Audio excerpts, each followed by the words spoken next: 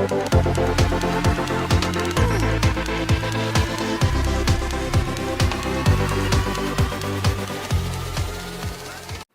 homme qui t'aime, il te respecte.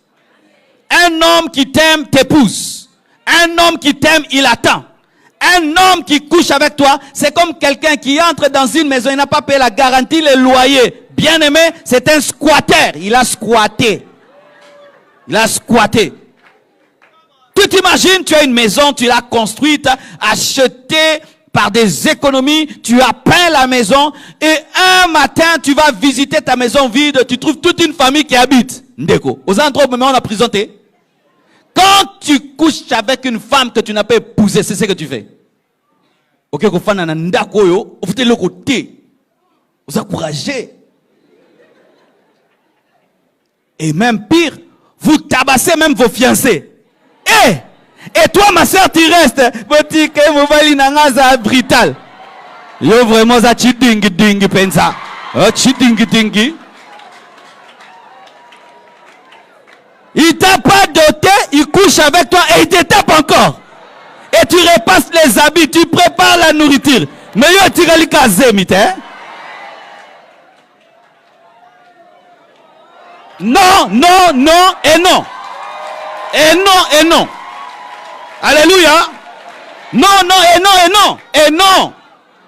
Ayez de la personnalité. Tu as une destinée. Dieu a un plan pour toi. Et tu ne vas pas enterrer ta spiritualité pour un homme et un homme qui est patient. Oh non, c'est parce que dans notre famille, il y a l'esprit de célibat. Non, c'est toi qui as l'esprit d'impatience. Donne-moi la main, je vais parler. J'aimerais encourager les sœurs qui commencent à avoir 40 ans. Tenez bon, tenez bon. N'acceptez pas n'importe qui parce que l'âge a avancé. Tenez bon, tenez bon. N'acceptez pas n'importe quoi parce que les parents se moquent de vous. Tenez bon. N'acceptez pas n'importe quoi parce que vos petites sœurs se sont mariées. Car la plupart des sœurs commettent des erreurs lorsqu'elles commencent à grandir. Elles commencent à diluer les principes. Plus l'âge augmente, plus elles diluent. Je n'épouserai qu'un chrétien, plus l'âge avance. Attends, pagan n'a changé. Un homme s'il me demande, je refuse. Ndambukak. Oui, beaucoup de sœurs, quand l'âge avance, et qu'elles voient leurs petites sœurs, et à cause des pressions que nous avons dans nos familles, même à l'église, mes frères, nous devons des fois parler à nos sœurs célibataires âgées, avec beaucoup d'amour, parce que nous ne savons pas ce qu'elles endurent. Ces sœurs-là pouvaient même être deuxième femme de quelqu'un. Il y a des sœurs qui viennent, pasteur, tous les hommes qui viennent, c'est pour que je sois deuxième femme. C'est toujours des maris d'autrui. Pourquoi il est déjà âgé? Et ce sont des personnes âgées qui viennent, et les personnes âgées sont déjà mariées. Et les jeunes ont peur d'une sœur âgée. Alors elle tient bon, dans la sainteté, dans la pureté. Au lieu qu'à l'église, on puisse les parler avec amour, encouragement, on se moque d'elle. Eh ma sœur Toulier, eh Yopenzakan, au lien des célibats et tout. Tu sais ce qu'elle endure? Combien de noms elle dit à des hommes? Car sachez que les sœurs qui ont cet âge-là sont courtisées par des personnes très adultes, qui recherchent des femmes mûres, à qui elles peuvent tout donner. Et ces sœurs refusent. Elles se gardent. Mais à l'église, on la remplit de honte et de tout le reste, alors qu'elle peut avoir des millions en sortant avec un grand homme. Tenez bon, mes sœurs. Et si même tu dois mourir seul, meurs avec Jésus. Amen. Oui, nous devons aussi dire cela. Alléluia. Si tous ceux qui viendront seront des aventuriers et des aventuriers, meurent sans un homme, au moins tu as gagné le royaume des cieux. Ah oui, Jésus est plus important que le mariage. Jésus est plus important que le mariage. Jésus est plus important que le mariage. Il ne faut pas se marier à tout prix. Il faut bien se marier. Il ne faut pas se marier à tout prix. Si tous ceux qui se présentent vont te rendre malheureuse, ma sœur, vis seule avec Jésus. Sois comme la prophétesse Anne. Tu verras le roi. Amen. Pourquoi il faut éviter les relations intimes avant le mariage? Parce que les impudiques ne seront pas enlevés. Parce que les impudiques iront en enfer. Vous savez que les impudiques iront en enfer? Oui. Le Dieu qui t'a créé, si tu es impudique, il te jette dans le feu. Le Dieu d'amour qui est mort à la croix pour toi, qui a versé son sang, si tu es impudique, il te jettera dans le feu. Ne pense pas que tu es exceptionnel. Moi, j'ai une grâce particulière avec Dieu. Je peux me permettre de faire n'importe quoi. Je finirai au ciel. Ça, c'est ta propre Bible que tu viens d'inventer. Apocalypse 22, versets 14 à 15 nous dit ceci. Heureux ceux qui lavent leurs robes afin d'avoir droit à l'arbre de vie et d'entrer par les portes dans la ville. Dehors les chiens, dehors les enchanteurs, dehors les impudiques, les meurtriers, les idolâtres et quiconque aime et pratique le mensonge. Dehors, dehors, en dehors de la nouvelle Jérusalem céleste, les impudiques. Pourquoi tu dois éviter les relations sexuelles avant le mariage? Pour ne pas aller en enfer. Pour ne pas aller en enfer. Car si tu meurs impudique, tu vas en enfer. Même s'il y aura un prêtre qui viendra avec l'eau bénite, avec l'encens, ça ne fait rien du tout. Je viens d'un deuil. Il y a un prêtre qui est venu à la fin avec de l'eau. Il a jeté sur les corps. Il a dit que la maman est allée au ciel. Ah, j'ai dit, Ozabanguya makasi papa oyo pesa Ozabanguya. Eh, kaka na mai kaka memi mtulo là.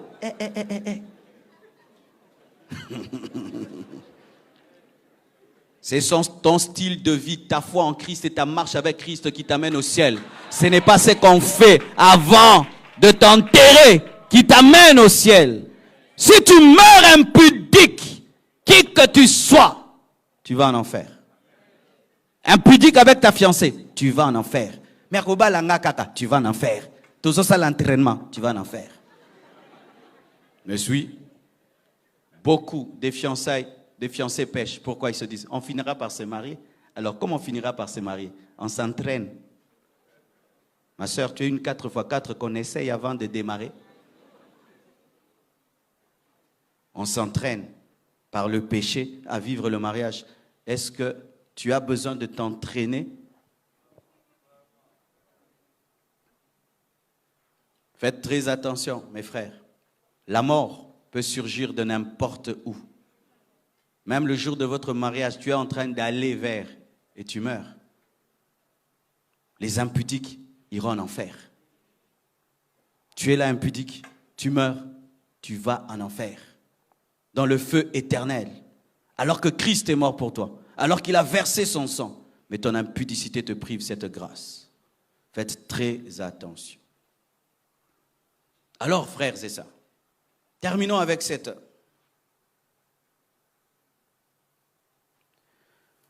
parole de Paul.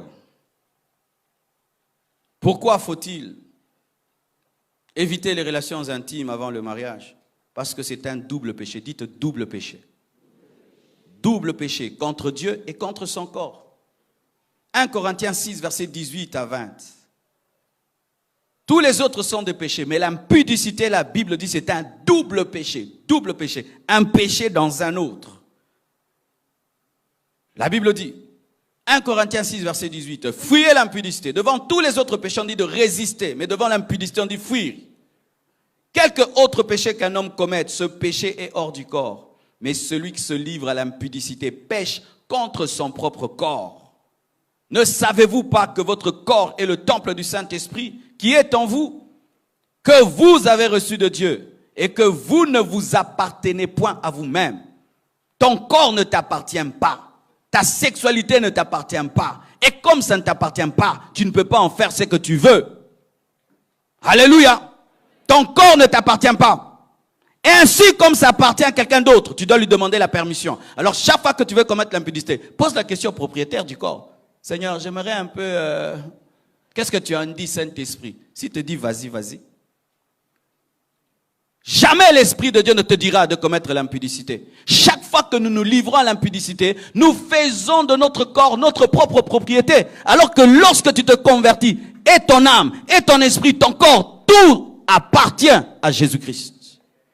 C'est comme si tu prends les ustensiles du temple et tu en fais un usage profane. Je donne l'exemple, tu entres dans le temple au temps de Salomon, au temps de Moïse, et tu prends le chandelier d'or qui devait éclairer le lieu saint, et tu l'amènes dans une boîte de nuit. C'est ce que tu fais. Quand tu prends ton corps, qui est le temple du Saint-Esprit, et tu le livres à la prostituée, à l'impudicité, c'est une abomination, c'est une profanation. C'est comme si on prenait ce micro de l'église, on le donne à un musicien du monde, il commence à chanter avec. C'est comme si un jour vous venez ici au temple, et vous voyez là, il y a un concert païen dans le temple. C'est ça l'impudicité. C'est comme si un jour vous venez dans ce lieu consacré à Dieu, vous y trouvez des choses sales. C'est ça l'impudicité. C'est prendre le corps, le temple de l'esprit et y amener de la saleté, de l'abomination. C'est utiliser les ustensiles du temple à des choses profanes. Ta main peut guérir les malades, vrai ou faux? Mais tu en fais quoi? La main. Vous imposerez les mains aux malades et les malades seront guéris. Mais toi, tes mains font quoi? Ça touche des choses, et des choses, et des choses. Et après, les quitte, mbote. Ndeko, sokola maboko nan. Des masturbateurs. Vous salissez vos mains qui devaient guérir les malades. Vous êtes dans des caresses impures. La main qui devait guérir est dans des caresses impures. C'est pourquoi tu ne guéris plus les malades. Ta main qui devait toucher les gens et ils sont guéris, elle touche des choses. Ustensile du temple. Mais utilisé comment? C'est comme un militaire. On lui donne une arme pour protéger la nation. Lui, il va voler avec. Dans des catchs. Vous voyez comment ça vous fait mal? Quand tu vois un homme en armes, mais c'est lui qui est en train de te dévaliser. Avec les armes qu'il devait utiliser pour te protéger. Et comme maintenant, tu commets l'impudicité, c'est ce que tu fais. Ce corps qui devait être le temple du Saint-Esprit, tu utilises maintenant les membres de Christ, les ustensiles de Dieu, à une œuvre profane. Pire pour vous qui servez Dieu. Vous qui servez Dieu. Vous qui montez ici prêcher, qui montez là pour chanter, qui montez ici modérer. Mais vous êtes dans l'impudicité. Vous n'avez pas honte? Vous n'avez pas honte. Vous servez Dieu et vous êtes impudique. Vous êtes dans la masturbation. Vous êtes dans des choses sales. Il faut vous suspendre. Il faut arrêter de servir Dieu. Tu t'assieds. Pourquoi il n'y a pas la puissance dans nos églises? Des gens qui servent Dieu mais qui sont impudiques. Des hypocrites. Remplissent les églises. Et d'ailleurs mes frères, lorsque ce sera le temps de questions, ne me posez pas des questions qui vont me distraire. Posez des questions que sur ce que je veux dire. Car nous sommes habitués, lorsqu'il y a de telles choses, des gens qui posent des questions sur des choses qui n'ont rien à voir avec ce qu'on a dit. Pourquoi? Toujours pour détendre l'atmosphère. Des fois, il ne faut pas détendre l'atmosphère. Pour que les gens prennent des décisions. Sinon, vous allez vous habituer à la parole de Dieu, et la parole de Dieu va vous juger au dernier jour.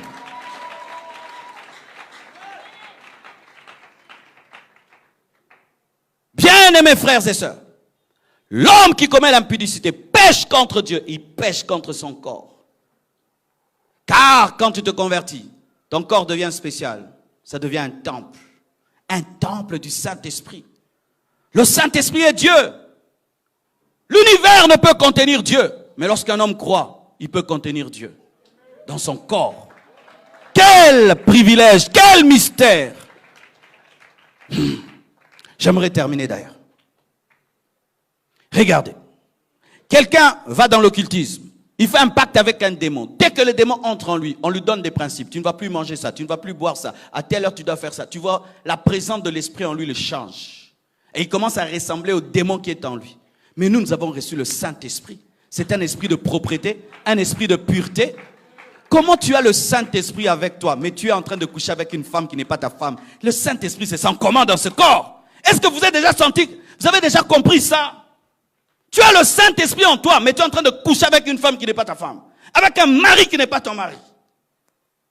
Le Saint-Esprit se sent comment dans un tel corps? C'est comme si tu es dans une maison, très à l'aise, et un jour, on décide de remplir cette maison de fumée, et on prend des cadavres pourris, on les jette dans la maison, et on t'enferme dedans. C'est pourquoi le Saint-Esprit est triste dans la vie de beaucoup de chrétiens. Chaque samedi, tu l'amènes en boîte. Chaque samedi, tu couches avec une femme. Et tu as un Saint-Esprit. Tu ne sais même plus que tu as le Saint-Esprit.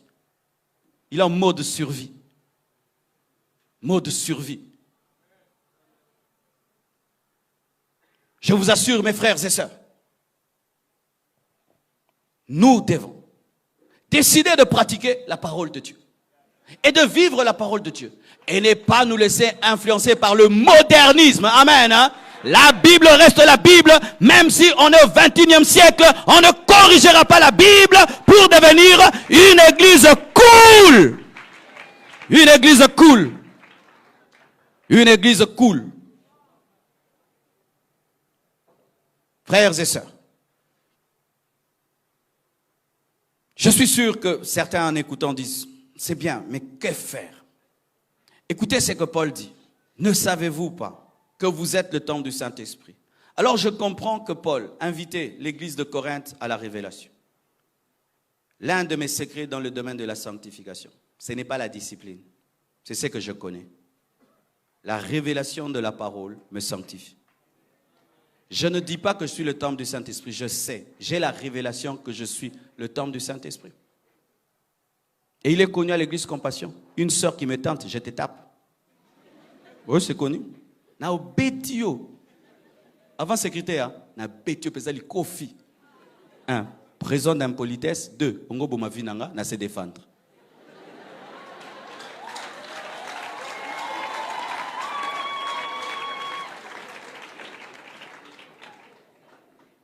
Connaître par le Saint-Esprit te permet de te sanctifier. C'est pourquoi, quand vous lisez la Bible, priez pour qu'un esprit de révélation vous anime, pour que vous compreniez la parole. Et lorsque les prédicateurs prêchent, que vous puissiez comprendre la parole. Et ma plus grande prière quand je suis venu ici, j'ai prié, Seigneur, donne-leur la capacité de pratiquer ce message, donne-leur de comprendre. Sinon ils vont entendre et entendre, ils seront incapables de pratiquer. Saint-Esprit, ouvre les yeux. Vous allez voir que dans ce thème, il y a un enseignement derrière. La patience, n'est-ce pas? Pourquoi attendre? Parce qu'il faut être patient. La patience est amère, mais son fruit est doux. Le fruit de l'esprit, c'est la patience. Si tu as le Saint-Esprit, tu seras patient. Et d'ailleurs, tu te rendras compte que tu brûlais pour rien. Car même comme on va te donner cet homme et cette femme, tu ne coucheras pas avec elle tous les jours. Hein. Alors tu vas te rendre compte, où est la nine? C'est comme quand on était des enfants. Tu as faim et tu aimerais qu'on prépare maintenant. Et quand la table est faite, on te dit termine, tu n'arrives plus à terminer. C'est pareil aussi. Chers célibataires, vous voyez quand vous voyez les mariés, ils se marient là, ils se tiennent, vous nous enviez. Ah vraiment, moi aussi, je rate. Mais sachez que des fois, nous avons des lestages. Mais oui, parce qu'il faut prier, il faut faire autre chose dans la vie. Alors si vous pensez qu'il n'y a que ça, vous êtes en train de vous tuer que pour ça, le jour que tu vas te marier, tu te rends compte que des fois même, on ne veut même pas faire ça. C'est pas qu'il y a des problèmes. Mais non, vous voulez faire autre chose. Alors vous voulez mourir pour ça. Alors,